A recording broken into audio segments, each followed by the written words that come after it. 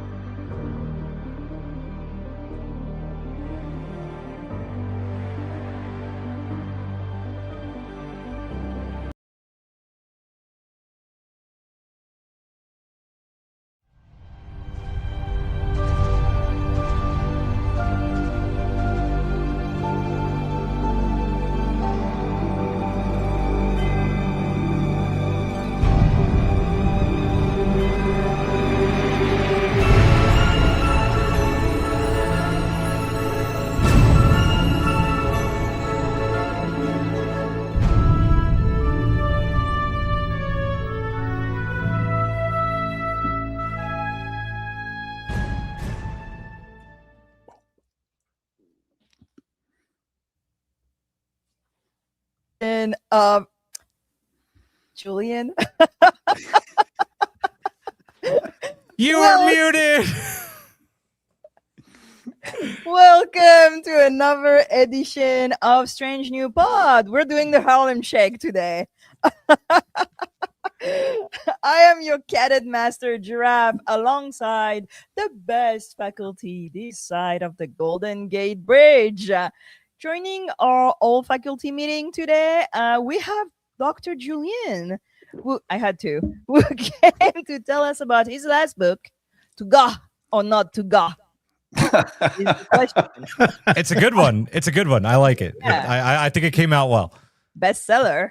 Adjunct Eric will be demonstrating the inner workings of Klingon paint sticks and why you should not power them with dilithium. And finally, Dean Hawk. Well, you know him. He's just like bad laughs. Let's be honest. Damn Big right. collections. How we doing, my Klingon best friends? We're doing okay. Still chilly, but we're expecting a little relief next week. So It is fucking cold. uh-huh. Not where I am, but I will. This week, we are reviewing the 4th episode of Season 1 of Starfleet Academy, Vox in Excelso, written by Gaia Violo and Eric Anthony Glover, directed by Doug Arniakowski. He directed the previous episode also, I think. When an existential crisis threatens to wipe out the Klingon Empire, Jaden Krag is forced to confront his past and strained relationship with his family. As he pursues debate as an unexpected method of coping, Nahla Ake races against time and an old fling to find a way for the Klingons to remain Klingon. We have an almost full house today, full Klingon house. Sorry, I forgot the pun. today, and I know how much we all want to speak about this episode so much. So we'll be passing on patrons today, but we love you. We love you. You're part of our house. And of course, a big thanks to our bad murals, our EPs, who've donated the new podiums for the debate team. Thank you. Thank you. Simon Steger, Chris Wetterman, Tara Paulin, Dana, Matt Harker, Jim McMahon, Maggie Light, Beth, Michael Graham, and our newest bad mural, Jesse. Oh, yeah. Hey. Hey. I see we have some news. I'm going to let you start, Julian. Oh, okay. Me. So, in honor of one of our amazing patrons and Badmirals and who EP, Rebecca Maggie Light on the Discord, it is her birthday. So happy birthday. It's your birthday. Rebecca is also one of our amazing cast members for Strange New Adventures, and we are going into season 2, The Cries of Mars. And because of her birthday, I thought today was the perfect time to post our first crew rotation video as you get to know the brand new crew of the USS Thunder Bay. These are characters that the cast created. Really excited to show them off to you. Lieutenant Commander Vinar, a Herodian serving in Starfleet as chief engineer of the Thunder Bay. So that's on our YouTube channel right now. Go check it out. And that video, yeah, it's awesome. You have another one? I think. Oh, yeah. You want me to keep going? I didn't know if you wanted to switch it up. Yeah. I'm just the master of the Star Trek Adventures stuff going on lately. So Modifius is awesome. They were great and sent us a copy of the 23rd Century Campaign Guide. I did a quick little video review on that. That is also live on our YouTube. Go check it out. Whether I liked the book or not, the art in it is freaking amazing, and you should buy it just for that and support local artists. It's the shit. Yeah. Absolutely. And, yeah.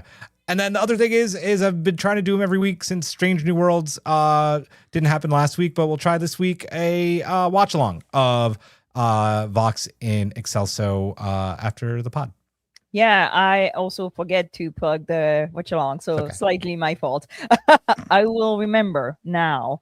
I want to address one thing with everybody in the chat that are listening to us. I think we've talked a little bit here and there from the previous episode how much we've received out of the woods, out of the caves, random trolls being up in our comments, being up on our videos, up in our chat. Literally had to ban somebody before the chat started today. There was already people writing random things, people we've never seen, people we do not know. Are they people though? But maybe they're not sentient people yet. No. Maybe they will debate their way into existence. I hope not, because I don't want. They're like rogue ancestors of mine. But I want to address one thing is that we see very positive reviews from Starfleet Academy from the fans on social medias, on our chat, in our Discord. A lot of people are being touched by that show. And I will ask you one thing. I never ask anything from you all.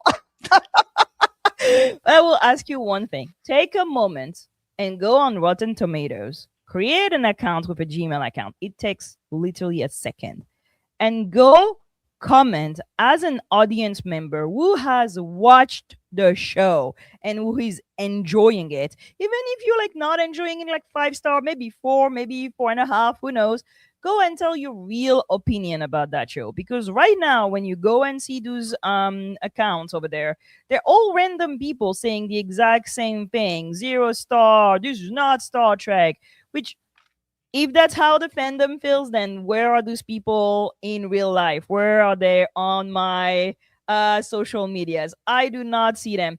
Go take a minute and go tell your real opinion about that show. It means a lot to the people who make them. It means a lot to the people who write them, to the actors, people who actually spend years in the making of doing that show. And I think because of the situation we're right now, and because of the people who are calling for trolls to come at Star Trek, we're all a little bit overwhelmed, and we need to have the same energy putting positive things out there. Take a moment, go do it. I've done it. You guys done it. My friends have done it. Go do it and be a real actual human giving their actual opinion about a show that real human made too. Thank you. That was my news for today. And if you think it's going to take too long, I literally just did it while Giraffe was talking. Exactly. I talked a lot, but no, it doesn't take long, and it actually means something. You know that those scores are a good barometer when they're not being sabotaged. I will say that. Yes. Any more news, friends? Yes, real quick. Oh, I will be one more news that I did not put in here that I will mention because Eric tried to start it a couple of weeks ago, and that kind of led to our whole going on to StreamYard.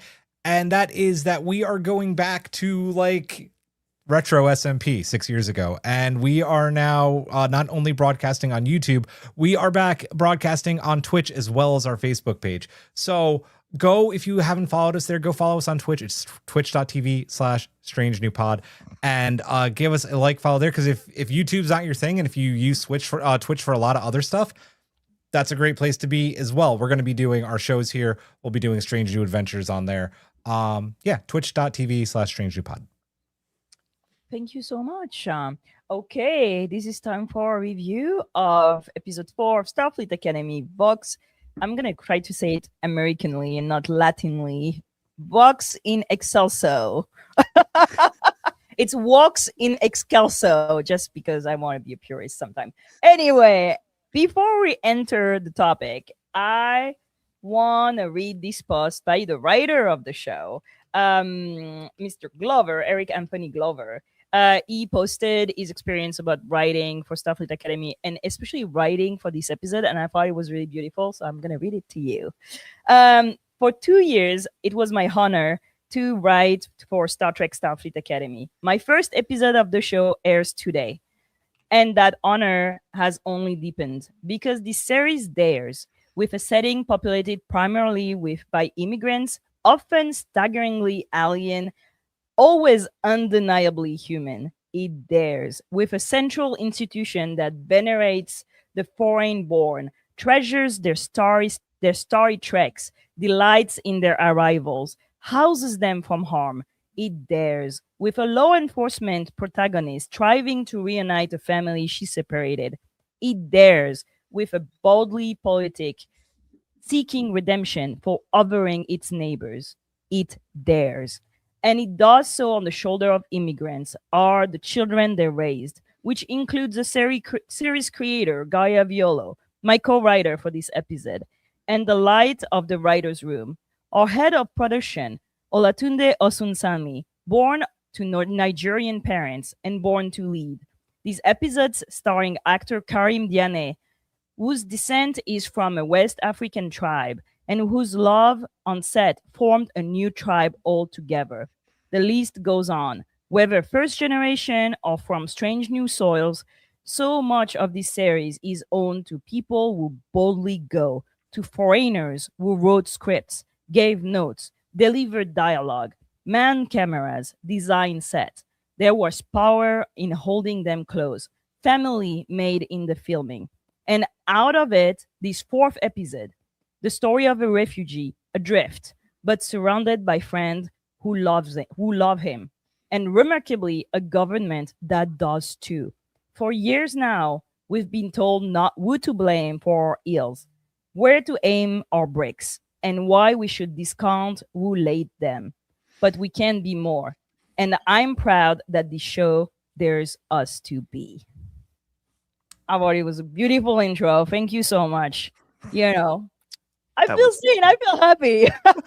It's beautiful. That's like freaking like gorgeous. He's a writer or something, huh? Yeah. Great scribe, apparently. Anything to add? We can go in. We're starting with our review. This is fantastic. Thank you. That was not me, but thank you. I hope my reading gave it dimensions. It is the first flight for our cadets, and we marvel at space and nebulous science, leadership, education. The doctor is prepping the new class of cadets for the Aaron Sati debate competition. I know that made you smile. Cadet Mir is unsurprisingly an excellent debater from his years of having to deal with law enforcement. Jaden, however, is not doing so well, having a terrible panic attack when he's coming to the podium. Caleb comes to his help, and we have these two boys sharing a Dot served lunch, hacked Dot. They talk about what brings them together, being outsiders, dealing through past traumas, food insecurity, food tradition. I wanted to start this episode with talking about something that is a core of the episode, but male friendship. And we have Jaden and Caleb, but also Jaden and Darren. Taking the time to build this relationship between those boys. I mean, boys, man, they're like They're in between. Yeah. 3 or 4 episodes that we've seen. What do you think of those relationship and how they are explored, especially in a time where I know there's a male loneliness epidemic, where I feel we don't teach boys so much to like make friends as men because you're all men. What do you think of this? We're gonna go Julian, Eric, and Hawk. Oh man, I feel like I'm absolutely the wrong person to ask about this because most of my friends are women because I've just like never been able to like. Man, to be kind of blunt, like I kind of hate my sex. Like I find it just like. I don't know if it was like growing up without a mom and just like finding that I just like understood women more, or like the other like powerful woman that like helped raise me in her place. But like, I don't know. I love seeing it in Star Trek because like it just like reaffirms what Star Trek is, right? Like that, there's I mean, I think like some of Starfleet Academy has shown us a little bit that there might be like a bro code. I hate that, makes me gross just saying that.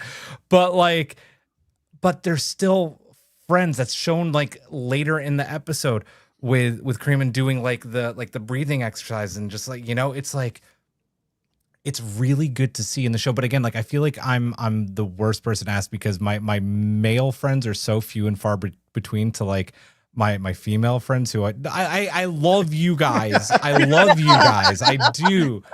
But we have Brit in the chat. Yeah. It's so good to see. Masculinity for the win. For anybody that doesn't know, former co-host of the show, Brittany, awesome. We love having you in the chat. Welcome back. But yeah, no, I love seeing all the friendships here, and I'm sure we'll talk about this later. But my biggest thing that I loved about this episode was seeing Kareem, and I'm a horrible fan right now. I always forget the other guy's name. Sandro Rosta.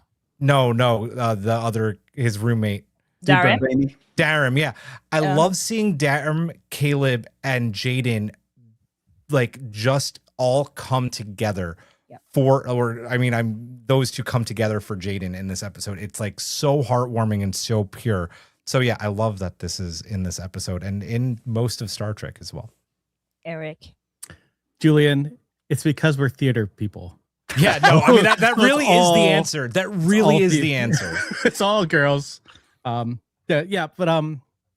this show is doing something really unique, especially in a high school or in a school setting, because none of these relationships feel fake or like super stereotypical. There's not like this irony or like this macho bravado that these characters have for each other. Sure, Darren has it with a bunch of the guys in this group, but that's just a shield that he's holding, and we know that that's a shield because we've seen it in previous episodes, right? Mm-hmm.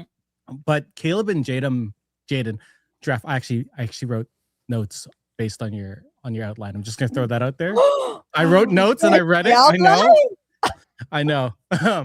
Caleb and Jaden's bond is so unique and so intimate in a way that you can only find with your found family, right? Mm-hmm. There are people that you have in your life because you're born into them, and they're not people you can choose, but the people that you really pick and choose to be your friend family, the people that I've known for like 10 years, they're as close to me as my sisters are. Like, these are the people that are truly intimate in a different way. And you see this bond growing between Caleb and Jaden, and it's so cute. You see it in the beginning when they're having their lunch together and they're just sort of, talking. And then you see these outsiders, like they're both outsiders, right?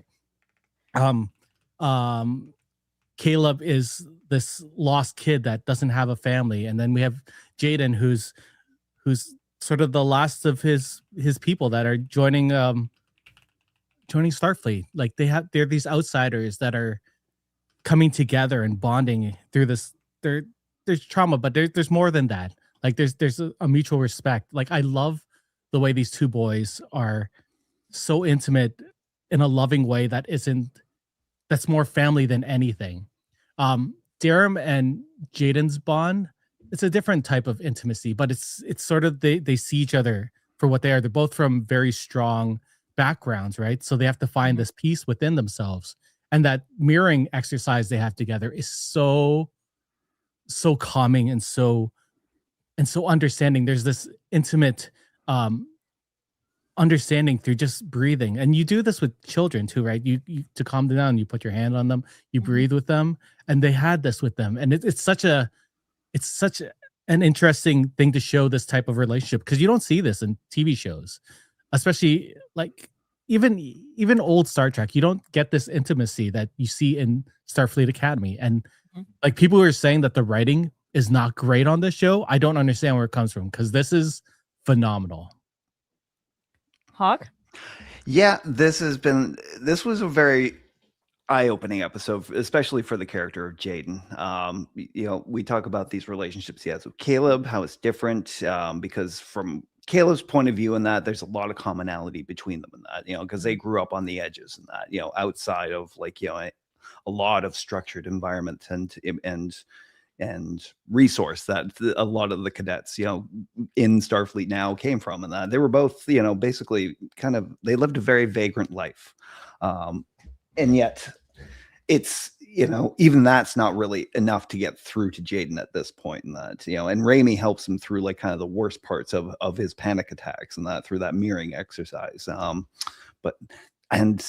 I guess we're going to get into it later in that, but yeah, I definitely detected, a little more on Raimi in that that relationship could definitely seem to go a lot further, Also, I know we're going to get into it later, but a lot of these relationships and that I think are kind of his wall to these, really becoming friends and, brothers, sisters and that with these new cadets is based around a lot about his relationship with his brother. We'll talk. I know we're going to talk about that in a bit, but for him, that was Everybody read the outline. I know. But for him, I think a lot of these relationships and that, at this point, he thinks, it's like he can't open up to them the way he could with his brother. His brother just seemed to know him, Yeah, but no, I love the exploration of it in that, because yes, they're Academy classmates, they're in a forced situation in that, but at the same time, they approach each other with this a kind of this empathy that they're being taught in this school. Kind of, I think it's, it kind of is mirrored a lot by the fact that a lot of this is debate centered as far as our lesson this week for the show. That people having to learn how to adapt and adopt someone else's point of view to get through. Yeah, and I wanted to start with that point because I'm literally going to a training on educating boys, and education has really let down boys on the social emotional side of education.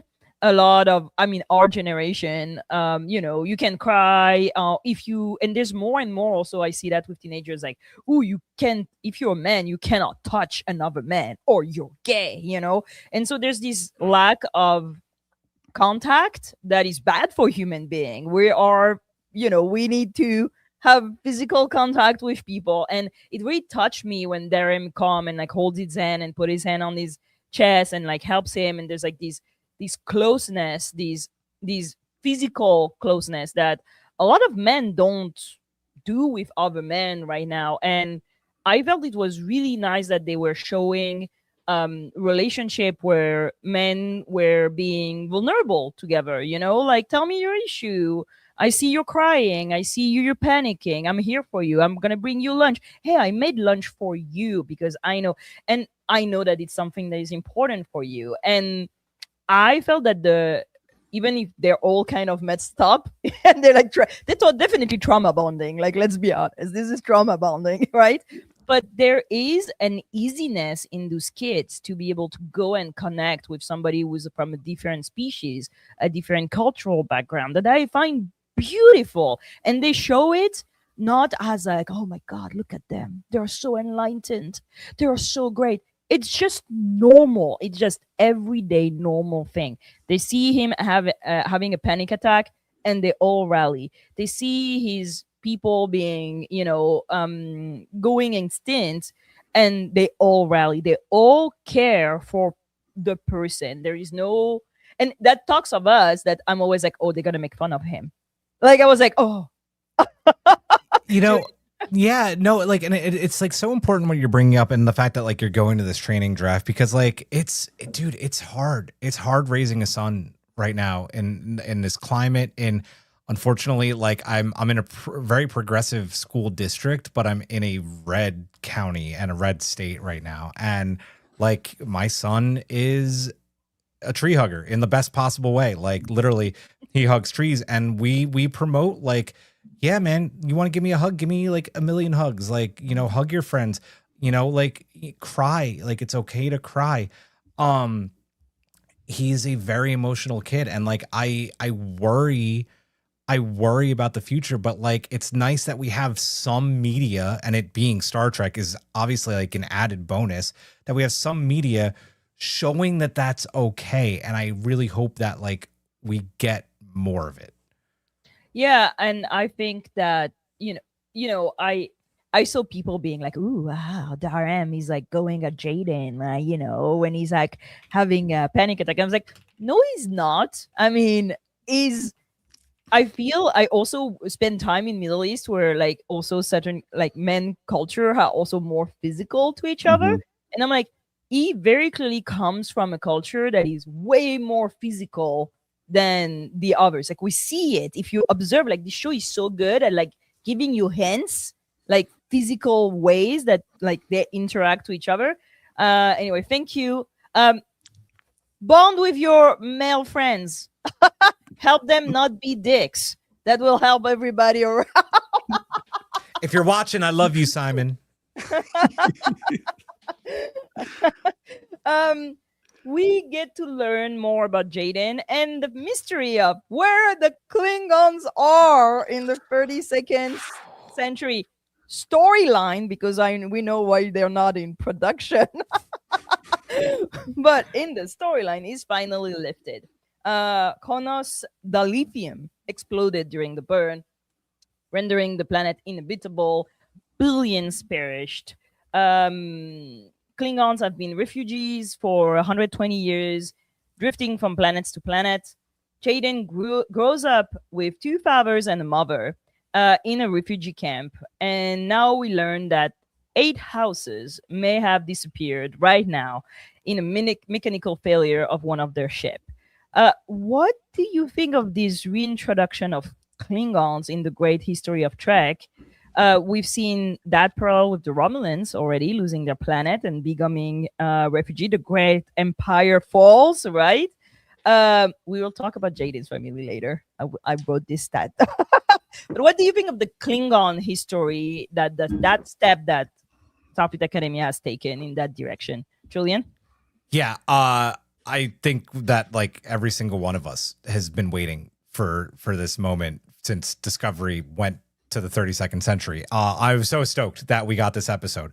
And I love that they do explain it, that it's these dilithium generators on the planet, like the warp generators that did the destruction. But like, it's not mentioned in the episode, but I think you have to understand that this goes all the way back to the 23rd century, and with Praxis exploding in the undiscovered country, because that started all of this, right? Remember, the Klingons only had 50 years of life left, and the Federation intervened and helped. But then you add a century to that. You add the Empire still trying to expand. You add the Dominion War. You add a second, all but brief, war with Starfleet and the Federation.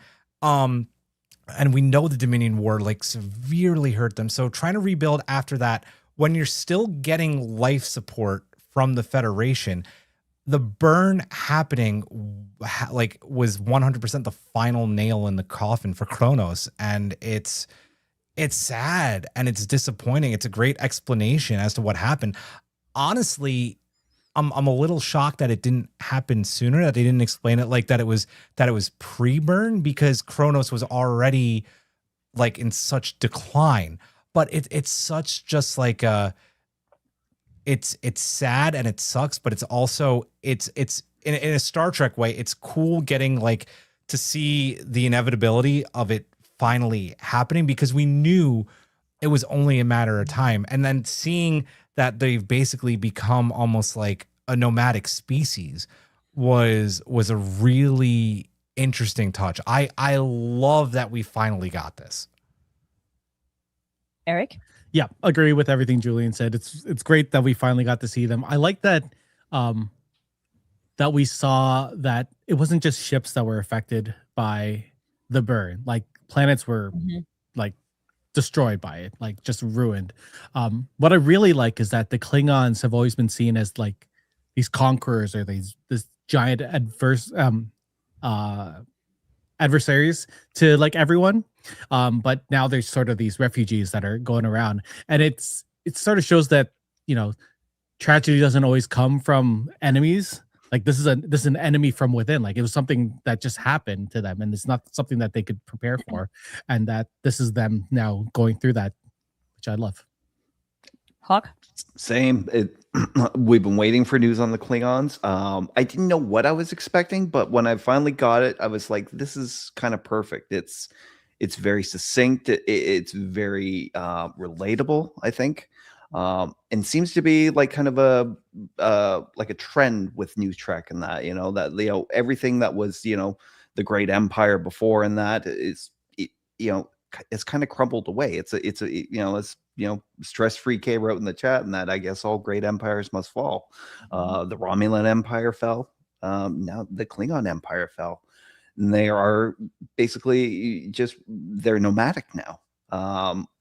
They still cling to, you know, their traditions and the idea of houses, but like seeing like that kind of panning shot over Jaden's and family's encampment and that, and seeing like, you know, their house and that basically is just like, you know, a hut. It's, I don't know. Especially after seeing the grandeur of all the Klingon houses from before, like seeing them like that. It's but they're also like the third generation of refugee at this point. Yeah. Third or fourth, you know, 120 years, you know, out in the black. Yeah, I mean more than 4. Yeah, I mean, I don't know how long Klingon lives, but yeah, for humans, that'd be like one of them we meet in this episode is apparently nearing 100. Yeah, and he's doing well. So yeah.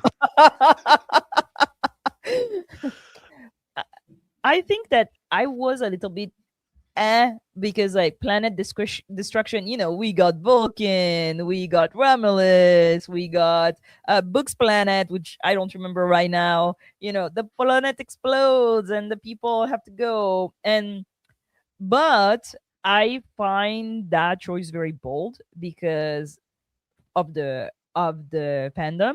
Like, you have a lot of people who idolize the Klingons, right? And idolize the Klingons. We've seen the reception that Jaden has received by people like, Klingons cannot be healers. Klingons cannot cry. Like, that toxic masculinity we were talking about, like, in the first part of the episode, right? Like, you cannot be, you cannot have emotions. You cannot have, and if your emotions are like, needs to be ice cream to the sky, bang sticks, you know? That idolization of violence, basically. And I think that Discovery did a great job at putting the Klingon into the idea that they are an alien species that is more than just, I kill because I have rage. Like, they have full, you know, like religion and politics and all this. Like, they're complex in how they interact with their house, which we see also in TNG, for example, and in DS9. But I felt that it really went deep into the question of religion also. And I like the fact that they did that to the Klingons, because all empires must fall. You cannot rely only on violence. And that's also an anthropological, like sociological prejudice that people have being, oh, all the Klingons are violent. So look at them. They're all violent. They all want to murder each other, right? And I like the fact that Trek is going by, oh, that's what the Federation used to think. But now we're thinking more, and we're able to know that they have complex culture. They have complex like caste system, that you can be a healer. You can be a lot of things, right? That you can accept your kids, that you can survive 120 years of being refugees and still have the right to self-determine. And I felt it was so interest. It was so bold to choose that storyline right now and be like, this is what happens to the big violent empire. I was like, yeah, I'm gonna go with it. That's all I'll say. Life on the academy continues. Nahla and Laura talk to Jaden to make sure he knows he's supported. I personally love this because I unfortunately have to do that quite often because the world is going to shit. So this is something we do in schools. And when the question of debating the Klingon refugee crisis arises during debate competition, the Doctor first refuses, but Jaden argues that avoiding reality doesn't make it disappear. I thought that was great. He asked to debate the question, and as the sole Klingon in the Academy, he's going to debate the right of self-determination. I like that line by the Doctor. There's been a tragedy. Do not compound it with ignorance. I want this embroidered in every single one of my pillows. Jaden, though, isolates himself, unable to find common ground and kindness in what the other cadets trying to reach him are giving. What do you think of the format of this episode? It's the second debate, political-ish episode again after episode 2, right? That they refer to that episode in that episode, talking about the Betazoid, to talk a Klingon situation, a debate team in a college. Julian. I loved it. I was so here for. I wasn't so here for it in season 2 because in season 2, in episode 2, because that's a very big deal because the actual head of Beta Z is in the room, right? And we're talking about galactic politics happening in Starfleet Academy. It's a bold move, and I guess in retrospect, listen, it worked. Beta Z's back in the Federation. Federation HQ is going to be on the planet, so it worked. Here, it works even more because there's no. I mean, there are ramifications at the end of the episode too. But there's no ramifications for the students to be talking about it. And I think it's really important in school, in college, and for all intents and purposes, Starfleet Academy is college, that they are talking about the current events of the galaxy, especially in a post-burn world, right? So I love that the student was basically like, no, I don't think that we should exclude it, right? And it's really good. I did have some issues with Caleb just being he's really good at a lot of things right now, and I'm like, all right, my man. It worked. If anything though, him being really good at debating worked for me the most than some of the other things that he's good at. So I let it slide because I really dug it. I also have to say the Doctor being the one in charge of all of this because he is one of the most well-spoken in Voyager. And then to have, this is off topic for a second, but could we go ahead? Could we talk about the kid who calls him out on his language, who is absolutely meant to be one of these basement dweller gatekeeping nerds, and that is definitely the writing team being like, "We see you, internet." And saying, I can talk however the hell I want. It was a beautiful thing. You mean the nerdy guy with really thick glasses? With really thick glasses like mine. It was so good. And I was just like, thank you, right, team. But no, I loved the debate structure again because I love debate. I'm actually jealous. I never got to be on debate club in school. So seeing it in this episode and talking about something that we have all wanted to see on this show since season 3 of Discovery was fantastic. It was great. Loved it. Eric? I loved it. I didn't think it was repetitive having this debate again. This for me was a different type of debate. It was an arena for Jaden, right? It was another battlefield. It was for him. But this is where his voice has power, which I loved. Like that sort of was a theme in this episode. Where was I going with this?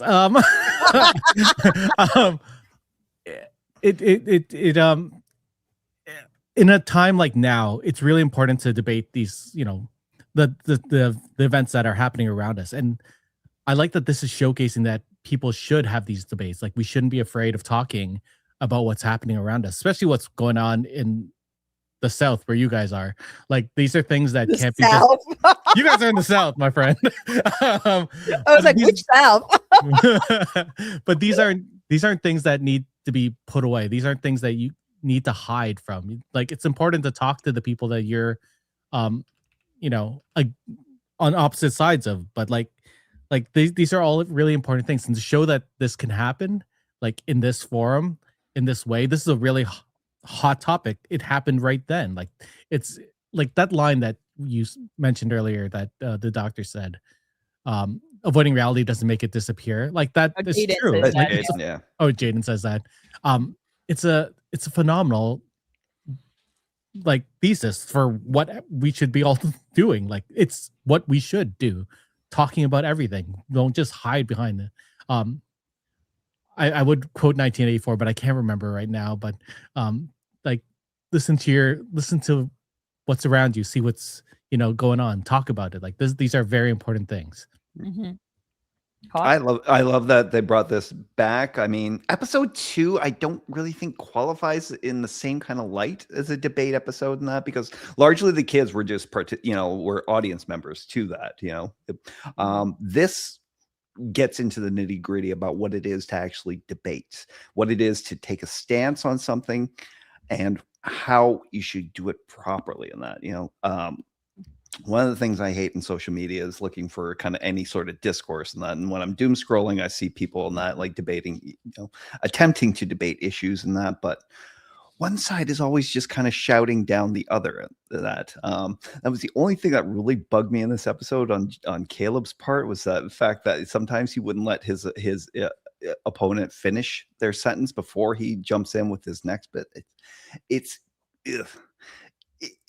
The inability to actually listen to what your opponent is saying is what's holding a lot of people back today, and what causes like all this this acrimony that we see.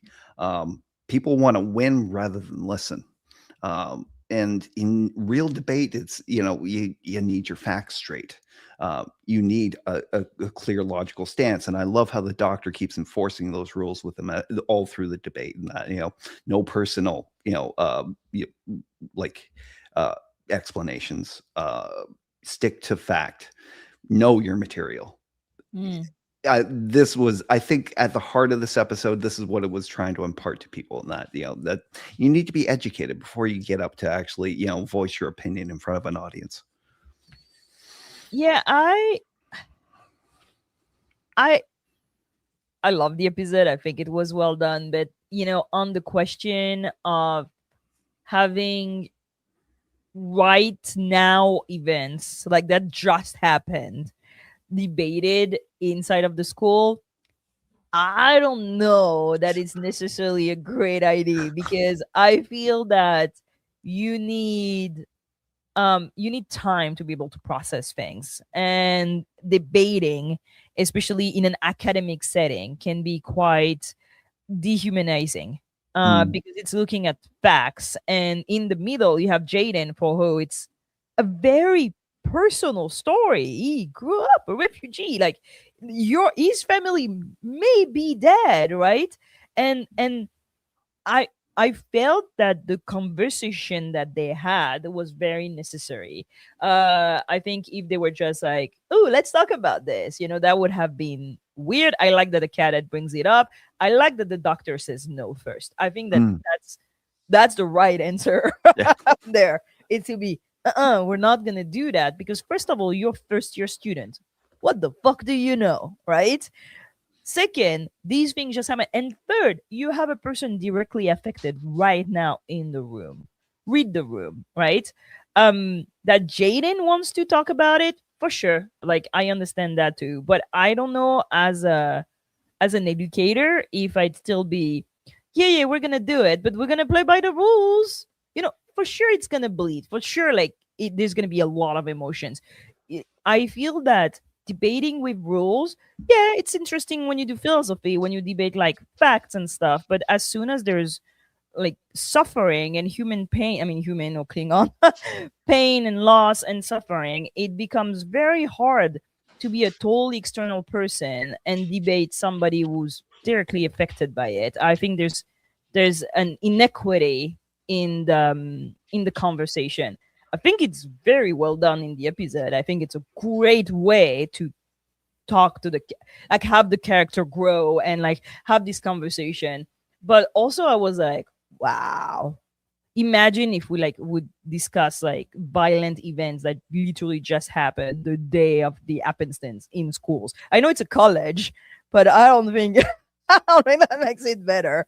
But I like how the doctor was like, Bob Picardo is doing such a great job at having all those not said things on his face, when thing happen, like his reaction, he feels so troubled and emotional and like keeping things in. I hope we're gonna have an episode of the doctor so we can know why like he has so many emotional reaction on his face. I see them. I want to know. He seems like really, really scarred, right? Yeah. Yeah. I don't know where I have my notes somewhere, but at a moment I was like, whoa, emotional reaction of the doctor. And I don't remember what it was. Like he jokes about like she can shit and stuff. Like he's very, But when Gwen comes in the conversation, he switches. And there's another moment in that episode where he's like really taken aback. And I like the fact that he debated his existence into reality, right? And you know how important it is to him. He debated Janeway of all people, like God, and he's so cautious around those students. I like that. I don't know I would do it, but I think it was bold. I think it was an emotional moment, especially I feel Jaden knowing that everybody's talking about him, knowing that everybody has like those conception of what happened, these ideas, this knowledge they think they have, but they don't have his intimacy with the subject. And I think great portrayal of Karim DNA in that conversation with Doctor. Oh my god, like I forget he's not an actual Klingon. Like I'm like I forget that those things actually didn't happen to him. Meanwhile, we're gonna talk a little bit of something a little bit like lighter before going to Jaden's family. I promise. I kept it to the end because I know that's all you want to talk about. But plot B, plot A second. What a plot! Here comes Obel Washak, a Klingon badass, a former lover, amateur of aged blood wine. The Federation found an inhabitable planet for the Klingons, a Normandy. I wrote that. Do you guys know the story of Normandy? No? Do you know why it's called Normandy? So France was very harassed by Vikings that kept coming and like invading France over and over and over again. And they were so tired of them that they were like, we'll give you a piece of the place. So you stay there and you leave us alone. And basically, well, pillaging is fun, right? So they were like, you conquered it. Good job. It is yours now. Stay there. And Normandy comes from Norsemen. So that's what France did. Basically, it was like, take that place, please, and stay there. They found a planet which is called Faun Alpha, The gift is not well received. Even with the secret meeting, reconnecting with Obel, Nahla Ake gets fucked up on blood wine, does all the tricks on the book, but it doesn't move the needle. Any plan for Klingon survival should be left to the Klingon. Kronos wasn't granted, nor should their new planet be. Honestly, first of all, I just want to talk about them two playing together. Like the difference of size so astronomical, and like they play so much together. It's so funny. But also, are you surprised at the Federation diplomacy still not getting the Klingon in the 32nd century? That's a bit insane to me. Like I would not do it. Why are they doing it, Julian? So my biggest question that I had in my notes of this episode is immediately, did the Klingons refuse help of the Federation because of their handling of the Romulan refugee crisis? Like, do they know what happened all those hundreds of years ago and are like, you basically doomed the Romulan people? Obviously, like a few hundred years later, we have Navarre, but like we see what you do when you offer help and rescind it. I think like it's a combination of that, and it's a combination of the Klingons have never taken help from the Federation except when Praxis destroyed, and they still wound up back at war together 100 years later. So I think it's like, I don't think I'm surprised at the Federation diplomacy. I think they're always going to try. But I'm not surprised that the Klingons still don't accept it, because the Federation does not have the greatest reputation after that crisis, and it doesn't have the greatest reputation after the burn. As for Obel and Ake, like, oh my God. I am a little selfish in wanting to have seen more of them in this episode. Like, I would like to see the flashbacks to them. Listen, everybody. You want to read the files that Admiral like read. I want to read those files, but I also want to read the AO3 files as well about these two. I want to know about this. Like, everybody keeps making that stupid joke. Oh, Starfleet Academy 90210. I want the 90210 of Obel and Nahla, because, dude, they're like, yeah, and the cops came. Like, what did you two do to have the cops come? And how much the greatest thing that came out of this scene is when they go back to the debate stage and Thok sits next down to Nahla. He's like, are you hungover? She goes, nope. And she's clearly hungover for drinking probably like a barrel of blood wine with this dude. Drunk. Yeah, I think she was still drunk. I want to know about the escapades of these two, or sexcapades of these two. They were fantastic. I wanted more, but Obel's such a great character. The makeup was great. His whole vibe was great. And I believe it's Gersha doing the costume again for the Lips. I love that these costumes for the Klingons are almost like a slight nod to the TOS outfits in from the original series. I really like. I just love the whole vibe. I want so much more of this. It was great. We have an actual Klingon in the chat. I don't see if you see the picture. Yes. Leia A. Nice. That's awesome. Oh, me. Eric. I don't think Nahla and Obel, their chemistry is 90210. They're more like Thelma and Louise without the car driving off the edge at the end. Like, I want to see that chaos. Like that's amazing. I love their chemistry together. Their scenes were just like firecrackers on screen. Like, it was just the way they reacted to each other. You could tell how old their friendship is and how deep it is. And yes, I do want to read it. I hope there's an author out there that's gonna write their escapades into a novel, because that would be amazing. Or at least looking at you, Dr. Una McCormick. I wasn't gonna say it, but yes, I think that would be amazing. As for the Federation's offer for Fan Alpha, I mean, it's sort of on brand for Starfleet, right? They have this well-intentioned and meticulously planned thing, but it's also super misguided because they don't take into account that they're a whole different people. They have their own traditions. They'll just do their thing based on the rules that Starfleet has. And it's like, Trek has always been great at like showcasing the blind spots of the Federation, and this is definitely one of those moments. Like, it is kind of weird that the Federation at this point does not still understand, like, relations with Klingons. I mean, I kind of want to put it down to, like, the post-Spurn Society and, like, the 120-year gap that they've had and actually having, like, actual diplomatic relations with the Klingons.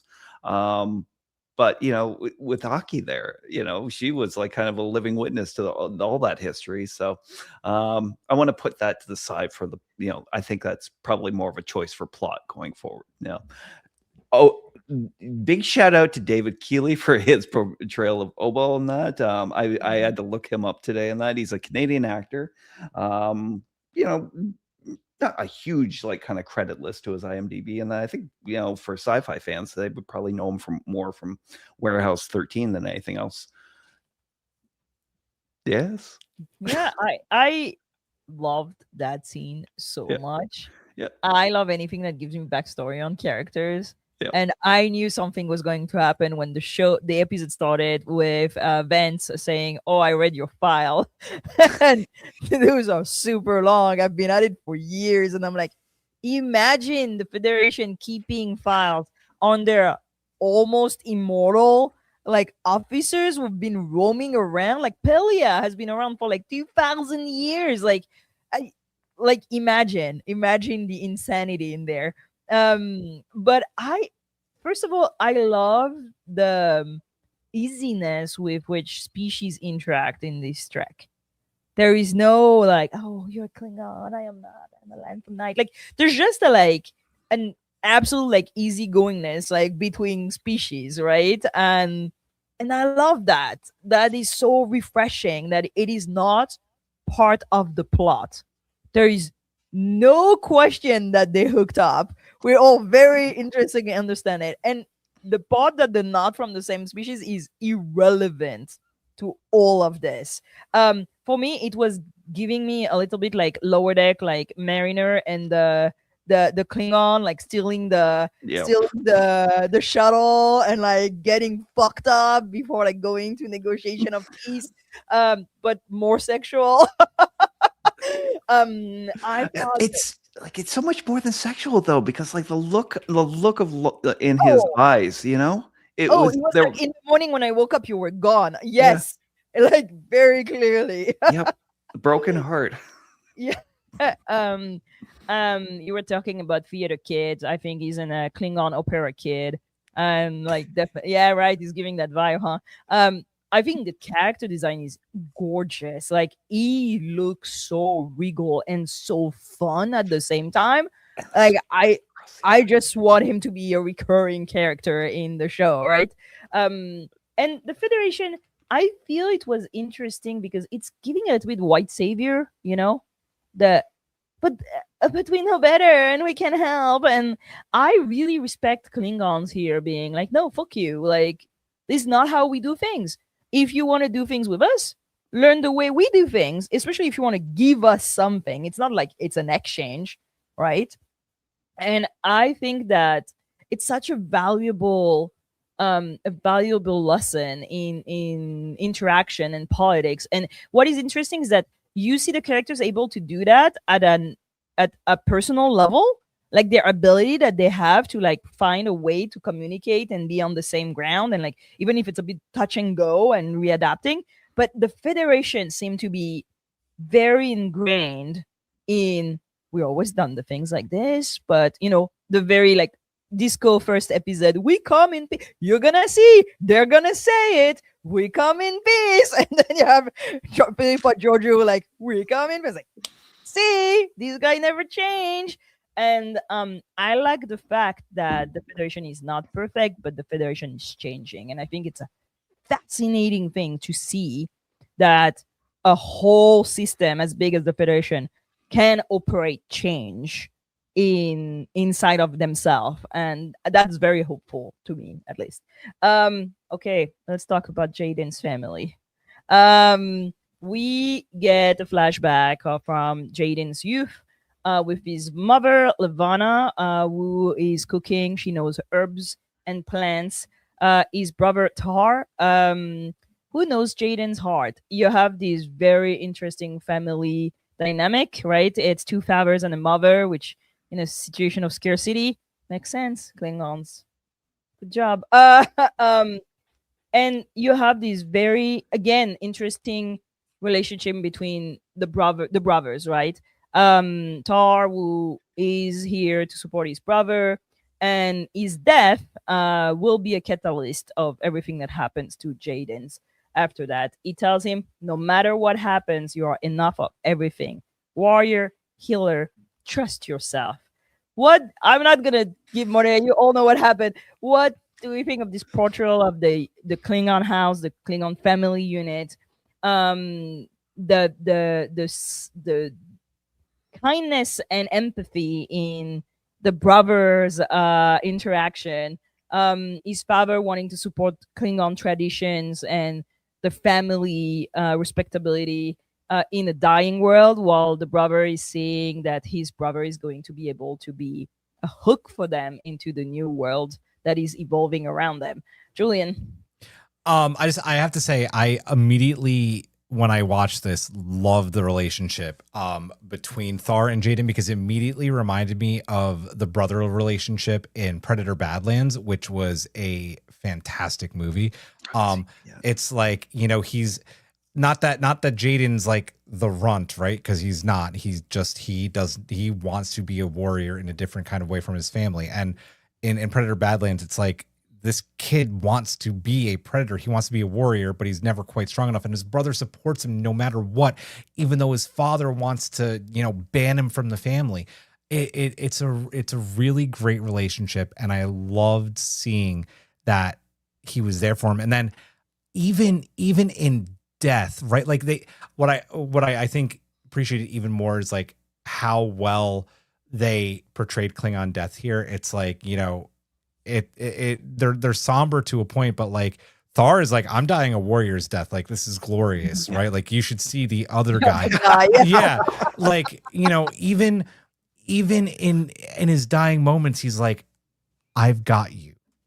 Go, like, your future is in the stars, right? Like, I support you. And the fact that he stood up for him in front of his father, who just is not willing to give up that old way of Klingon thinking, that in order to be a warrior, you have to become the master of the hunt, and you have to take a life, you know. Like, I really liked the brother relationship quite a bit. It was really well done. Bravo to that. Eric? I love that they showed the Jaden's family as so tender and so complex. Like, we've seen other Klingon houses or families before, but not anything like this. There's such a diversity between them. I love that they're a triad house, that they're polyamorous. Like, that's great to show more different types of families on these types of shows and making it normal. Like, it's not something that people are like, oh, you have two fathers and one mother. It was just another thing that they just normalize. Yeah. And it's amazing that they do that. I love that each of them are so unique. Like you said, Lavana's knowledge of plants, Thar's emotional insight and whatnot. It's really amazing to see siblings lift up each other. Like, we don't get that on television often. You always see the fighting siblings, right? Like, they'll sort of, you know, they'll be there for each other, but this was fully like he supported his brother the whole way, like everything he could do. Like, it was phenomenal to see. The death was, you know, it was the Klingon way, like, right? It may not look heroic, but it is to them. It's unfair to Jaden, but you know, that loss is important for his arc. It's his way to get out there. And I love that at the end of the episode, we find out that his father was showing Jaden that he loved him in his own way. Like, so often, you know, parents and children, like, they don't communicate well, right?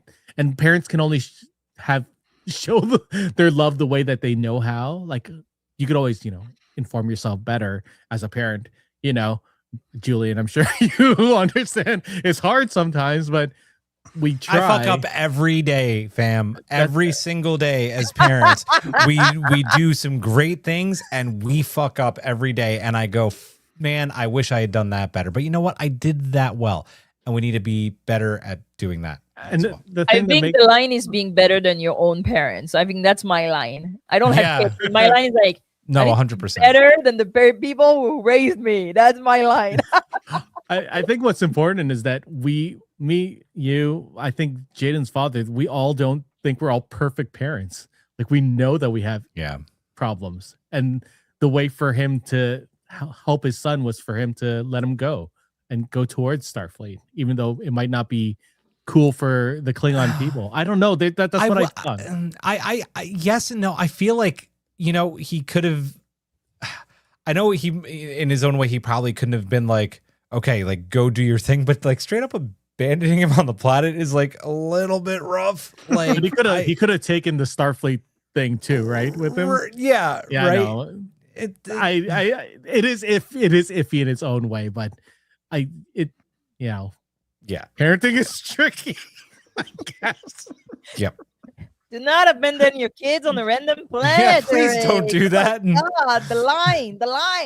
That's the line. That's the line. I love this episode as far as its examination of Klingon culture, what it was and what it is, because as much, like first off, like their traditions are super important, especially not having a planet and being a nomadic species now that's almost virtually on the edge of extinction.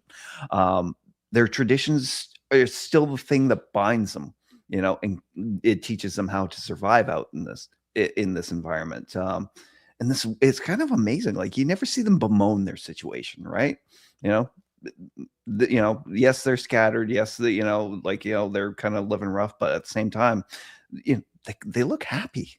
They're sharing stories. They're sharing their most important stories. They still know they still share the myth of Caliph.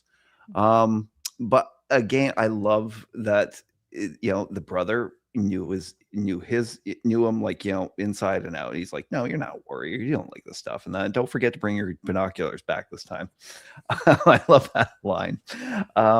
Yes, his death was tragic. Maybe he needed it for his arc, I don't know. Him being abandoned by the parents, it seemed so cruel at first, right? His father's reaction to him not wanting to be a warrior, it seemed cruel at first in that, but and like Jaden as the one arguing about Klingons and like Starfleet not knowing them the way that he does, that he kind of shows that like a little later on, like he doesn't quite understand Klingons the way he thinks he does, and that that we see the other side of his father's reaction as explained by Laura. I don't know if we're discussing that now or later. Just after that, yeah. Okay, but yeah, I love that they've added a lot more complexity to the Klingons and there's their relations with each other in this episode. The entire thing feels like a breath of fresh air. Yeah, I it's interesting when you talk about like them being happy even if they're refugees. Like my father was a refugee, right? And my aunt and my uncle, they came on boat people. They were literally adrift in the ocean until they hit land, right? And my parents also worked in refugee camps for years as Doctor Without Borders, and so I was in contact with a lot of people who had gone through horrible shit. I would say, like, even if I was a kid and even when I was an adult, I know for certainty that I cannot compound everything that these people went through, like knowingly. Like I can't, right? And there's one thing that I always hear people say, like, how are they having babies in refugee camps? How are they like starting business in refugee camp? Because life fucking goes on. Like, if you don't do that, you fucking die, and you have to keep going. And even if you lose everything, like, you will find a some semblance of some joy somewhere because you're gonna build it yourself, and that's what keeps you alive. That's how people like will decorate their tent even if they have nothing left. Right? Will keep painting things or keep trying to cook food, like the cooking moment where she was like doing the stew and like finding the herbs, that's why they're still alive, because if you give up that, you're fucked, you're done, right? And yeah, there's joy in your family and the people around you, even if you have nothing and everybody's still here. That's a thing, right? And I really like that representation, that portrayal that is kind of different of how we see, for example, the Bajorans in DS9 often, like that utter despair, which can be true too, right? But that there are people um with I don't want to say pride, but like they keep going, they still exist, and even if it's shitty, they still love each other and they still take care of each other. And I think that I was really interested in seeing, again, like a real family and not. I feel that until now I've seen the Klingon through the eye of the Federation. You know what I mean? Like, and then it's finally like switching and being like, no, that is real people that do real things. Like, if you're a violent, like a warrior culture, you're gonna need doctors. Like, that's a fact, right?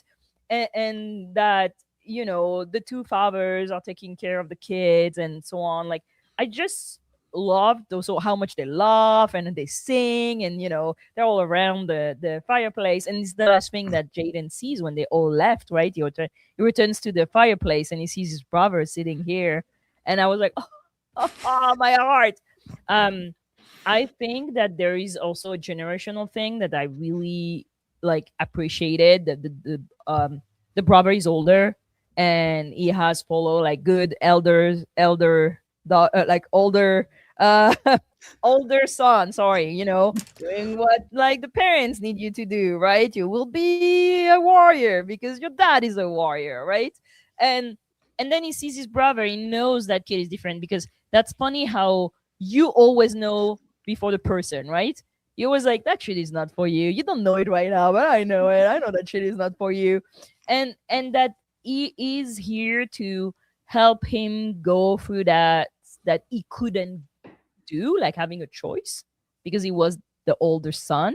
And I think that the fathers like abandoning him on the planet, I was not shocked by this, because Jaden's cannot go very clearly. If he could, he would have gone, and he cannot, because he's attached to his brother, he's attached to his family. It's been the only thing he ever had, like literally. Everything else was a maybe. Everything else come and go, but his family was everything, right?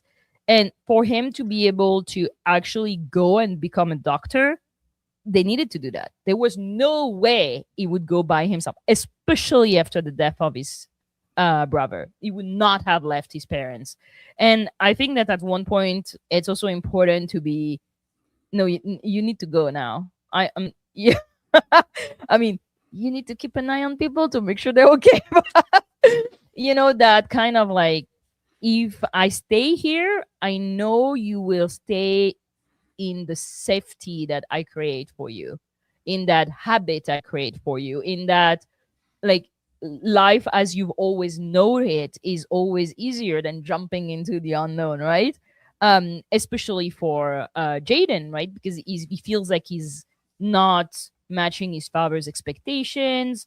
His brother is not here. I felt the whole family felt so fleshed out. I can't believe these episodes are like only 55 minutes. I feel like these are whole seasons of stories that I see like in a blink of an eye, right? I just thought that this episode, for the first, and I know you're gonna hate me for saying that, but for the first time made me like Klingons. First time. Don't throw tables. The only Klingon I like is Keller. He's the only one that finds redemption in my eyes. But Laurel. I like Laurel. Mother. But I've always been how can I say that? Like, I've always been troubled by how the way Klingons were portrayed as like they're always violent, which is kind of like how like they talk about black men all the time. You know what I mean? Like I always felt uneasy with a culture that was so widely accepted as they're just violent brutes. They're just the honor. I demand honor, and I'm gonna cut you with a batlet. And the fact that those glimpses that we see to like a complex society just made me, oh yeah, I just want to see more. Also, we didn't have good like Klingon fathers until now. No. I'm looking at you, Worf. Okay. Father. If I could raise a counterpoint, though, all our interactions with Klingons throughout like TNG, TOS, and that were about like, a society that was basically, A, conquering or whatever, and B, fighting amongst houses and that. And I think this is the first time we've actually had a chance to see Klingons that were outside of all that trappings and political, intrigue and that. And it's just, they're just a family, like struggling to survive. There's no, there's no great house or anything or allegiances or alliances that are breaking, blah, blah, blah. It's just a group of Klingons, just, out in the wild. Yeah, I think that I forgot what I said. I forgot what I was gonna say. Sorry. Go ahead, Julian. You want to add something? No. Well, no. Yeah. Nope. Okay. So Jaden is left on that world by himself. And he finds his ways to the academy. Now we're back into the debate competition, the Aaron Sati competition, right? And for sure, as we predicted, Mir and Jaden end up butting heads. Jaden doesn't know how to understand Caleb's friendship, how to accept his hand, right? And how to compute why he's worried about him. The same way he couldn't read Darren's help also. They are both dismissed by the doctor, sent away in their quarters, and enters Lura Falk, our favorite cadet master ever, who has been very silent about everything in that episode until now, being the lone over Klingon in the academy. She's his Klingon elder and apologized for not helping him to see the Klingon he was, by fear of effing it up. Good job, Jatrino. Talking the good expressions. She helps him see that his father set him free by missing the bird of prey. Klingons do not miss out of anger. Your father missed that shot to let you go. Now you must see yourself as he did, a warrior, not with weapons, but with words. What did we think of, again, stealing the show, Eugenia Yoshere, Lura Falk becoming Jaden's mentor in that episode? Julian? I think that the only Starfleet Academy gifts I've made so far through 4 episodes have been Laura Thought gifts, and I will continue to make Laura Thought gifts. She is amazing. Gina Yashare is a just legend. I like it because we get to know a little bit more about her, right? Like I think that she's also a little bit split, like about like where she falls in this. She says it to Jaden, like I've missed out on getting to be a mentor to one of our own kind before. And like you said, Drav, like I don't want to fuck that up. But she's kind of been the comedic and like entertainment for the past 3 episodes, which is great. That's part of the reason we love her. But this is like a serious moment. And I really like that not only that her words reign so true and hit Jaden right in the heart, but it really opens him up in that moment to be it just like it gets rid of that timidness that he has to get up on that stage and go toe to toe with Caleb, where he immediately just goes, oh, trust me, Eric, I'm working on it. We're gonna get him. I will do it this week. Oh, the Lura, Lura emojis, the chat one Lura emojis.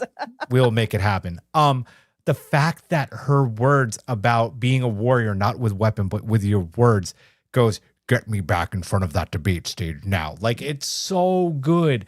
I really hope that this isn't a one and done, that we get more of them throughout the rest of the season.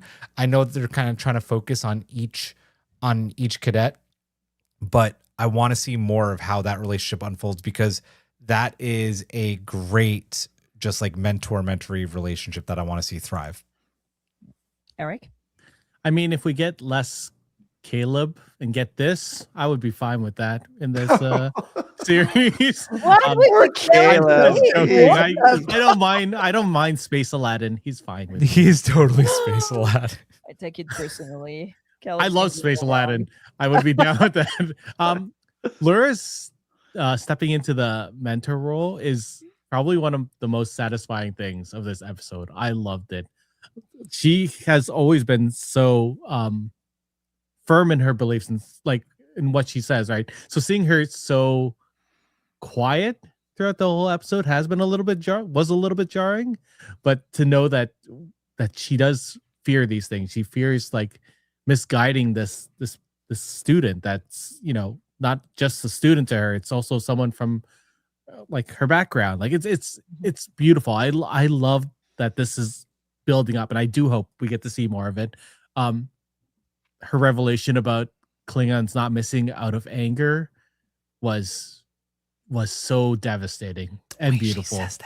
Yeah, I know. her acting is phenomenal. And then the shot of his father just like tearing up as he like looking does at the the shot. side, oh, cried brutal. so bad. He wasn't just abandoned. He wasn't abandoned. He was Yeah. freed, right? Like, and to give his voice power at the end of that, to have him realize that his voice is on high. I guess that's what the title means. Yes. I loved it. I thought that was so poignant and so beautiful. And to have this mentor give that to him, and for him to feel empowered to move forward, brilliant. Hawk? Yeah, Laura Thok and Gina Shar's like performance as her has been just the best aspect of Starfleet Academy so far for me. I am so glad that they added this, you know, this new dimension to her with this episode and her conversation with Jaden. That, yeah, the part about like, you know, how the father didn't miss. You know, he could have hit that thing, you know, because, you know, the angrier you are, it's like, you know, the more a Klingon throws that anger into their hunts and that. I love the whole bird imagery with him and that, because we already knew how much Jaden loved birds. You know, for him to like, you know, to have to take one down would have been like just death to him. And the fact that he stood up to his father, you know, we always, you know, people think he's soft, you know, but like he's not, you know. It's like when he handed him the bow back and that, he was standing pretty, you know, eye to eye tall with his father. He's like, this is who I am. You know, it's like, you know, I'm not the warrior you want me to be in that, but I'm a warrior in a lot of other ways. And yes, the fact that, you know, everybody said, you know, it said, we say abandoned in that, but no, it's more that the father freed him in that by, you know, by leaving. It's just like you said, Giraffe, and that, you know, he would, after the brother's death, he wouldn't have left his family. He would have felt way too responsible for them at that point. So that, you know, the father's like, you know, we've gotten, his path is so different from ours. We don't have anything to teach him. We can't help him on this path. So he's got to find it on his own. And if he's the warrior he says he is, then yes, you know, it's like we might be leaving him behind, but he will find a way. And he did. He found his way all the way to Starfleet. You know, we've already said enough in that. It's such a great look into Klingon culture, into Klingon family. I'm glad that, you know, the show is expanding like this. But now, like, I'm kind of left like wondering about Laura Thok and how much we're going to hear, because like I love that story about the grandfather and that basically abandoning the house to go, like, you know, just like run with a bunch of wild Jem'Hadar. Free Jem'Hadars. Yo, I want to know about this. That was my favorite scene, I think, in the episode. I thought it was so true. That idea, because I always tell to people I work with, you do not choose to be a mentor. That's not how it happens. You cannot be, I'm your mentor now. It's not how it happens. It's a person who will choose you as their mentor. That's how it works, right?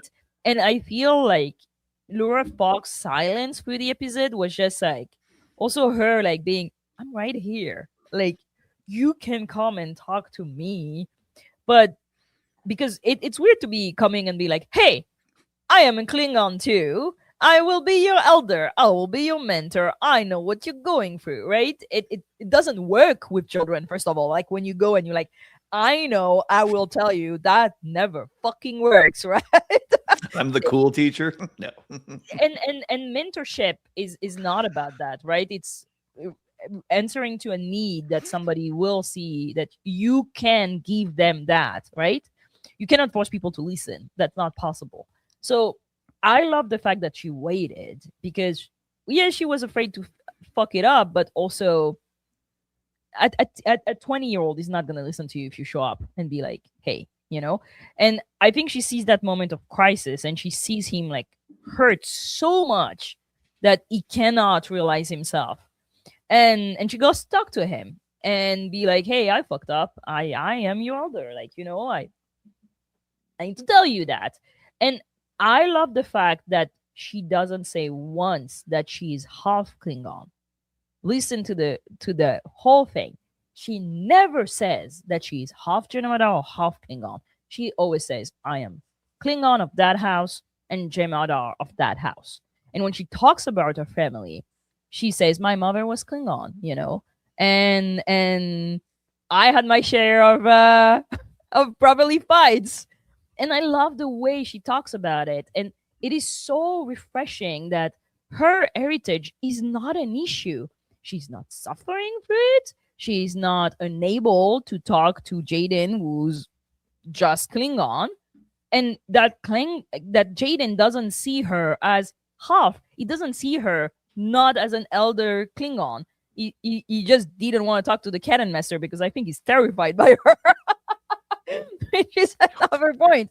And I thought the conversation was so beautifully written and so true. And the fact that she's able right away to see what the father did, because as an adult, you understand other adults more than, when you were a kid. I thought that I had this conversation over and over again. Like, there's always this idea, especially teenagers, like, my parents hate me. My parents, they don't understand me. My parents, they want me to be like them. And I'm like, no. I mean, maybe a little bit, but also they love you. They want you to be your best self, right? And that whole thing about the father missing at the beginning, I was like, oh, is she trying to help him? And maybe it's not true. And then there was the flashback, and I thought it was so beautiful. I was like, oh no, she's right, and he knows it, and that's why it's important. And when he's like, I want to go back to that competition, I think the underlying theme, like the fact that it's the Aaron Satie competition, which is from Drumhead, which is the trial of that poor kid who is seen as a spy because his grandfather was Romulan. Simon Tarses. Yeah, Simon Tarses. And there's this whole thing about blood quotas, like he's a quarter and this, and he said he was Vulcan, and like that episode is such a beautiful episode, but such also a fucking triggering episode. Like it is fucking horrible, right? And the fact that whole conversation about being part of a culture, being part of two cultures, helping each other through understanding your culture, even if you're, on the road, a refugee, an immigrant, somebody who's not from here, both not from there, through the fact that the debate competition is called Aaron Satie, I was like, holy shit, that is great fucking writing, you guys. Like, I cried a lot. Like, that whole scene, I had to rewatch it like 4 times to be able to just read the subtitles and be like, what the fuck are they talking about now? But yeah, exceptional acting, exceptional writing. I could talk about this for 2 hours only. But let's talk about the end of the episode. So, Jaden comes back to the competition as a Klingon warrior. He's wearing the Klingon insignia around his neck. Very Spock with the IDIC around his neck. I was like, I see you.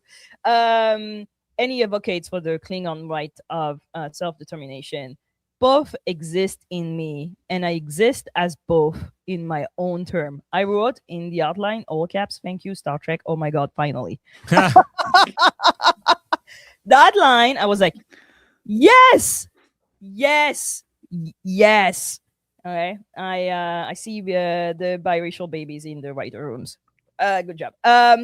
Though this speech, Prudy's speech, sorry, is able to act as an ambassador and helping the Federation navigating a Klingon solution to a Klingon problem.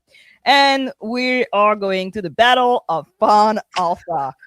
Fight me, Obel! No, she said, "Fight with me, Obel." I cracked every line of Holly Hunter were phenomenal in that episode. What do you think of this Klingon solution to a Klingon problem and of Jaden finally becoming a Klingon warrior, but also a Starfleet officer in the making? Julian? It was so good. And the way that she says it, Giraffe, fight with me, Obel. It's so hot, too, because she's totally flirting with him, too. And then she's like, "Kava!" Yeah, and then she goes, Kava! While sitting in the chair the way only Nahla Ake can sit in the chair. Like, it's brilliant.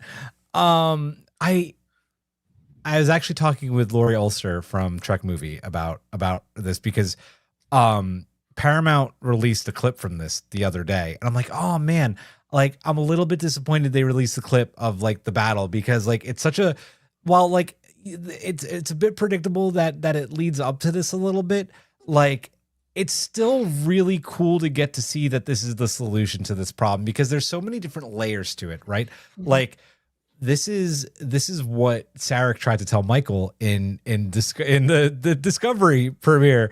Oh God! Oh, Brittany, we you get one. Brittany, but Brittany is back with her puns, and she's just all going. There's one. According to Kaplan. There's one, and you get two. Get off my bridge. And I'll give you a third. Are you f***ing kidding me? There it is. I love that this is like I've seen so many comments on Blue Sky and other places saying, "Oh, this is like vindication for Michael because this is basically the Vulcan hello," and it's true, right? It's like. Do the Klingons probably know that Starfleet is, playing, not playing dead, but like, what am I trying to say? Is they have pulling their school ship there. Yeah, right. And like pulling their punches. Do they know? Yeah. Do they accept the battle nonetheless so that they can have a home? Yeah. What's great about this scene is the fact that Jaden gets to be on the bridge for it and see his people get a second chance and get a new home. Like he's getting a second chance to be a warrior and get the chance to be, like you're saying, a Starfleet officer as well. And I just love that at the end, like the end of it's so good when Charlie Vance is on the bridge, he's like, "We surrender. I'm glad that there were no tragedies on either side." He's like, "We claim this planet as spoils of war." And I'm like, fuck you. You all do what you're doing, but it was still great. It was great. And Jeff Russo did a great job. It's a little bit of member berries but I'm a sucker for member berries using the Klingon score there, but it was perfect. You know what I also really liked about this? One of the biggest complaints about Discovery Season 1 was how much the Klingons changed, like the look and the ships and stuff, and how they didn't resemble Klingon ships. What was cool about this was that the ships, even though there wasn't a recognizable Bird of Prey or Vorchak class or anything, they screamed Klingon ships still, right? Like it just, you knew that this was Starfleet fighting the Klingons. And it was a really cool moment because that's what we grew up with. And you had the USS Riker there. Riker. Yes. I loved the end of this episode. And I forget whether it was during this or no, it was when Nahla was talking with Obel in her quarters. She's like, "I know only one people who can turn a planet like this into a home," right? And it's the fact that like they are getting their second Kronos, and it was beautiful. It was great. This was such a fantastic episode. It's such a great resolution, like a resolution to a Klingon problem. It was wonderful. Eric? I loved it. I love the ending as well. I like that Jaden started becoming this ambassador between these two people, like these two between Starfleet and the Klingon people. I love that he's there because he's bridging these two together. For the ships, I like that they took designs that we had known so well, like the the bird of prey and stuff, but made it at this century. Like the most the most comments I see online about ship design is that none of the Starfleet ships are oval. There's no everything's it's like straight lines and stuff. They don't look like ships anymore. I'm like, these look like Klingon ships, just an upgraded version of it, and I loved it. Member berries are fun, like Julian said. The fight with me, Obel, so good. It's so good, and you know that it's just they want to play with each other, and that's what they're doing. They're totally Yeah, they do. Oh, Yeah, they do. Yeah, they do. What's even funnier about them bringing the Athena there is that they didn't even bring the whole ship. They just brought No, they brought the sauce. Like that ship was not going to do anything. Yeah. So I like that it wasn't about conquest or anything. It was about their solidarity together. Like them joining together again. Like I look forward to seeing what the Klingons bring. I hope they join Starfleet again, like fully. I think that would be really awesome. Yeah, the Federation. Sorry, yeah, that would be fun. I don't think they will, but that would be. I don't think so either. But it'd be nice. I love this ending. It was fantastic. Yes, it was ceremony in that. Basically, like it was just a ceremonial like fight in that, so that the Klingons could, take the planet. But like we said, it's like, is Starfleet not been dealing with Klingons for all these years and that because these people are very tied to their ceremonies and traditions, right? Everything is about kind of, it's like a front-facing culture, it's like they're very demonstrable in that, like Worf's discommendation. Yeah, Worf's commendation, actually, everybody physically turned their back to him. And it's like these traditions were important. Like you said before in that, because like they're the traditions that hold a culture in diaspora together. They're important. And I'm glad, like I said, by the end, somebody realizes this, and they go through the ceremony of it, and that just so like the Klingons don't feel like they're being handed something, which is more disrespectful to them than like, any fight that they could get into. Yes, I love that Jaden is basically becoming the ambassador between these two cultures, and that between the Federation and the Klingons. I hope that means we get to see more of Obel. Because that would just be like killer.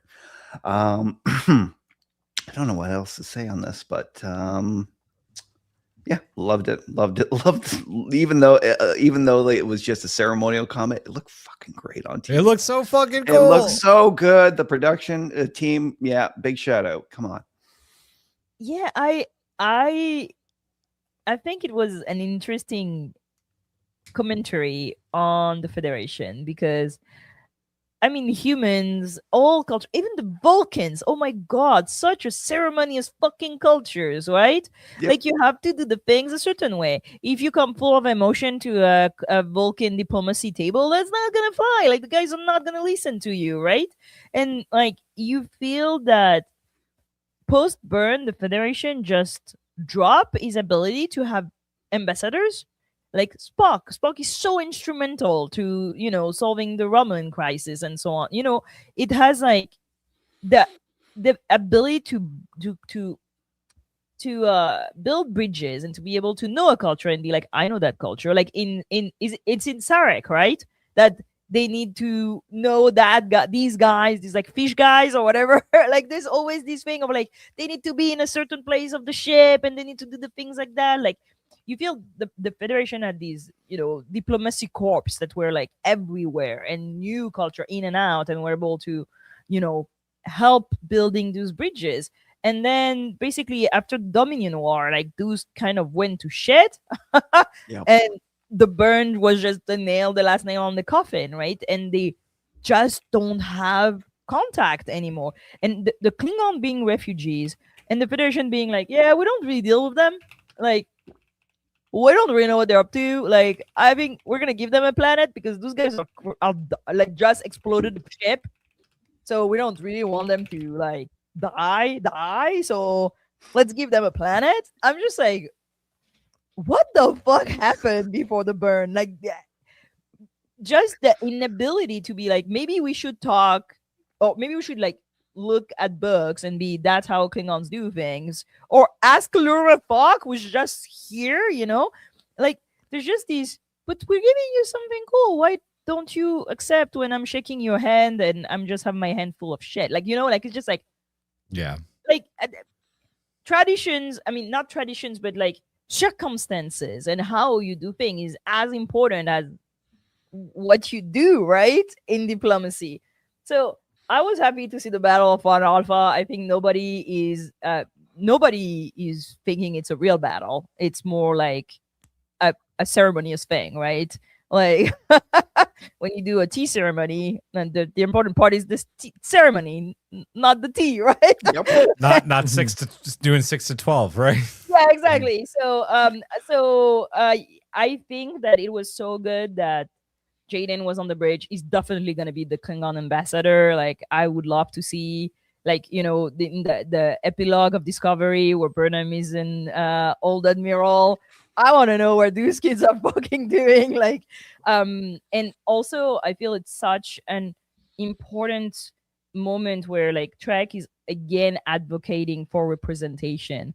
Like, you need people who speak the language of other people if you want to talk with them. And universal translator is not going to be enough. There is more to interaction than just the words. And I feel this episode is doing such a good job at like hinting at all those topics and giving you all these feelings and all these intentions without being too grandiose speech where I will tell you how to think, right? So it was beautiful, and the fight with me although like cracked me up. Like she's so tiny in her chair and she goes "Gabla!" and I'm like, I was dead. It was so funny. And when he comes and like, no casualty, yeah, thank you for like sparing us, like no casualty. There's like, you have the kindergartners around, nobody thought you were gonna shoot at the ship. Please don't shoot this. Don't shoot the school. Don't shoot the school. But yeah, that was I think a very impactful way to end the episode. The last scene is Caleb who fixed the transmitter thanks to Darem's intel about the object. And finally he manages to be seen by Jaden, who was still just grieving his brother. I didn't think both of you could live in my heart. Yeah. The episode ends with the transmitter playing. If you're looking for us, we're looking for you. I just think it was like such a full episode. Oh my god, I can't believe it was just like 55 minutes. What do you think of this episode in this entirety? Last notes, last thoughts. We're gonna start with Hawk. Oh, this was another great episode. I can't believe how much I'm really loving this show now. I got through all my concerns about it and all the, rumblings about people and that you're too in space. Shut up. This is Star Trek. This is about the characters and about their interactions with each other. It's just in a completely different setting than we're used to in that. But at the same time, the familiarity is there. This is some of the best writing I've seen in Trek in a long while. I really hope it continues on. I hope, I'm only 4 episodes into this season, as everybody else is, and that I really hope the streak keeps going on. But I have a weird feeling that it will. Yeah, another 10 out of 10 for me. I love this episode as well. Like the show is so. It's so good. And I like that the writer Eric Anthony Glover. Mm-hmm. I like that he said that this episode dares to believe that institutions can listen, and that's what we saw Starfleet not listening, and then finally understanding that these people define themselves by who they are and what their background is. Like it dares to believe that our highest ideals aren't found at the top, but in the courage to speak. So that's what Star Trek is. It's the courage to speak. Like I love that this is not just like an episode that's just out there. This is an episode about Star Trek and what it is to be.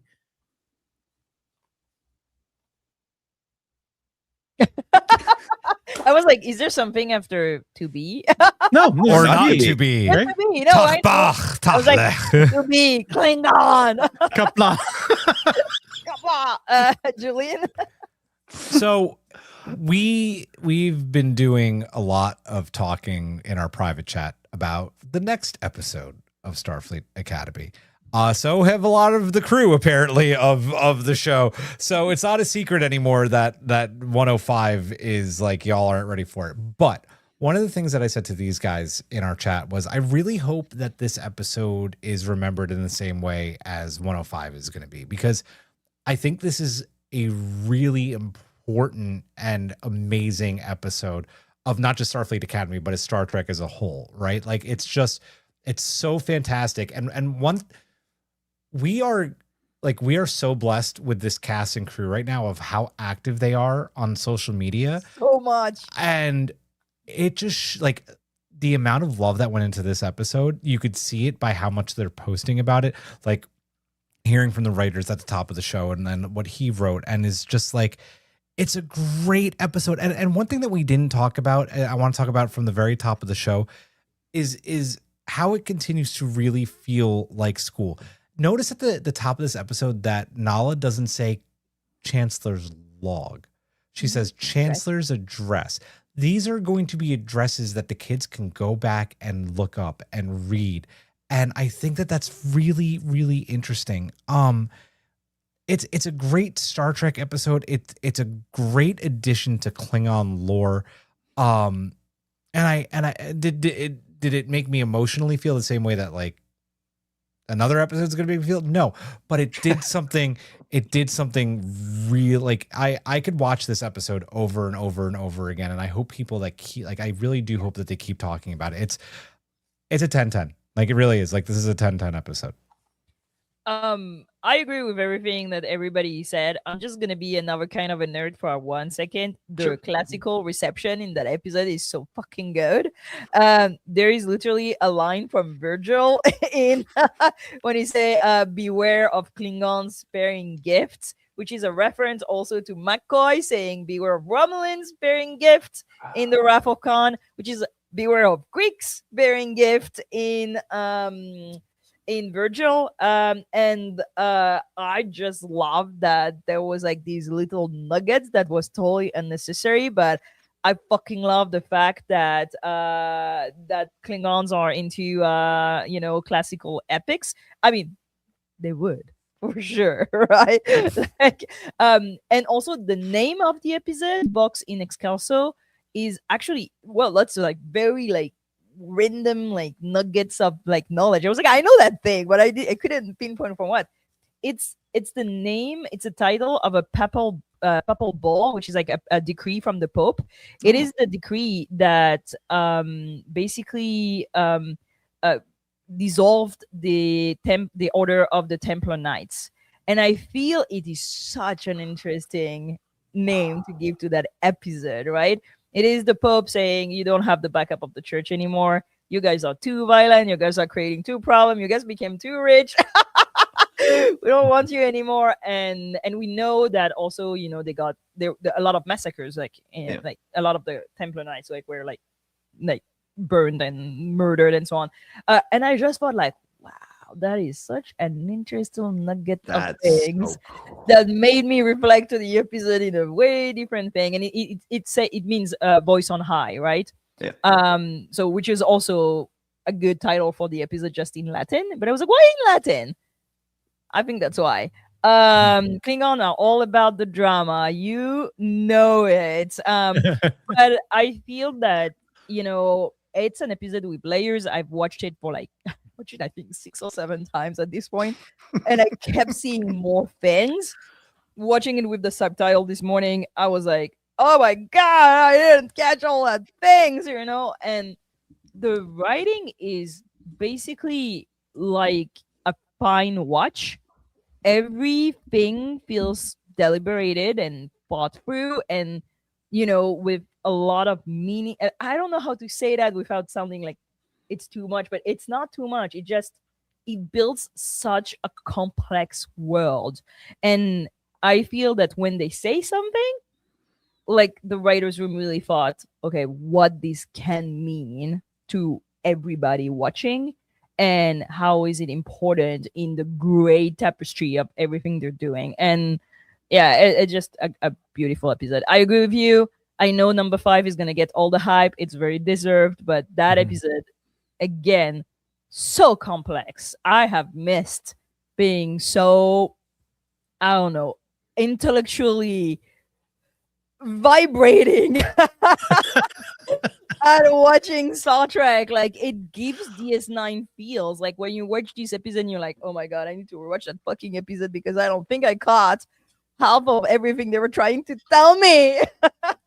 The subtitles really helped this episode So for much. me, at least. Yeah. Absolutely. I think if nobody has anything to add, it is time for our mailbag. Hailing frequencies open. Oh yeah, it worked. Sorry, Oh, I'm yeah. still figuring the buttons out. Julian, can you take Champion D? Yeah, Champion D wrote, it was such a good episode. Talk about firing on all cylinders. The way the episode adds more dimension to Jaden and pushes him forward was so well done, while all the same time deepening the relationships between Jaden and other characters. Story and world building with character at the center of it all. Eric, can you take Eric the Red? Eric the Red wrote, yet another courtroom debate episode to add to Trek's ranks of best episodes. Finally, we find out about the Klingons. Learning how Jaden learns how to be his own version of Klingon and overcoming his anxiety makes for a great character episode. It's also great to see the other cadets wanting to help, but have to deal with Jaden wanting to solve his problem as a Klingon. Obel is such a fun Klingon character with his past history with Ake. Starfleet having to do a Klingon solution to a Klingon problem shows growth and understanding. Burnham vindicated. So much. Wait, Burnham vindicated. There's an explanation at the end. Yeah. This was the episode that showed that this show is not a teen drama with Trek aesthetics, but a show with younger characters that does take Trek themes and storytelling into its writing. Hawk, can you take Emily Ree? Sure. Emily rewrote, I fucking love this episode. Hold on one sec. Are you allowed to talk like that? We're getting like addenda to mailbags now. The Federation had good intentions but doesn't listen, and sometimes goes about things in ways that ignores the people they are trying to help. Very high and mighty. Kareem Dion knocked it out of the park. I especially loved his scene with Laura Thok. Is this the best Klingon themed episode? It's definitely up there. We get a good moral debate and plenty of character development. It doesn't get more Star Trek than that. Thank you. And I'm gonna get Tara's. Oh, I'm reading the what do you The call that? limerick. The limerick. Yeah. Still don't know really what the fuck a limerick is, but this is the only situation I use that word ever. So here's Tara's limerick for episode 104. One voice from on high. Jaden demands a Klingon's cry. A battle is invented. Klingon pride is validated. And no one had to die. And now Tara's mailbag. This was a pretty solid episode, although I do not feel enthusiastic as others seem to. Tara. The fake battle Deus Ex Machina was telegraphed from the moment the debate topic was set. But points for the arrival of the USS Riker, that made me giggle. I still have a lot of trouble with the choice of Karim Diane to speak an octave below his natural register. It sounds totally ridiculous. I also want to scream every time I hear the name Jaden for a Klingon, or anyone really, since it's obviously just Jaden, an extremely popular name. I'm not buying it. I am ticked at the writer for this one. I did love seeing more backstories for Captain Ake, a Klingon ex. They played that so well. And I missed our usual creative liberties with chairs and couches. Good to see Fox's character as a mentor, and I love that the Doctor continues to play such a key role. Julian, can you take us home with Dana? Absolutely. Dana wrote, this episode is delightful. It had me drawn in from the beginning. I loved learning more about Jaden and his background. This is exactly what I wanted from Starfleet Academy, and I love seeing all the kids get time to shine. The Doctor was great as always, and seeing a softer side of Laura Thawk was really nice, and I love getting to see more of Gina's range as an actress. Did anyone else catch the USS Riker? And apparently Ethan Phillips, director credit somewhere in there. I think that she may have realized that there was a typo in there later on, but I kept it in, so we'll figure out. Maybe I'll go look at the credits again. I don't know. Okay. Well, that will be it for our review of Box in Excelso, episode 4 of Starfleet Academy. We will be here, same place, same time, next Thursday to review the infamous now episode 5. I want to send you all home by telling you happy threshold day.